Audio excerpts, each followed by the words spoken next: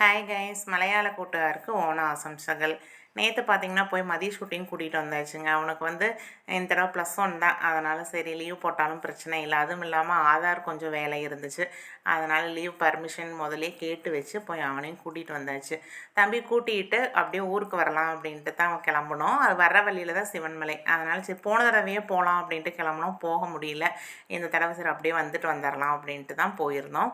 கிட்டத்தட்ட 7:30 ஆயிடுச்சுங்க போகையில். எப்போவுமே நைட்டு அபிஷேகம் பண்ணி அதுக்கு மேலே பள்ளியறை பூஜை நடக்கும். பார்க்குறதுக்கே அவ்வளோ ஒரு அழகாக இருக்கும்.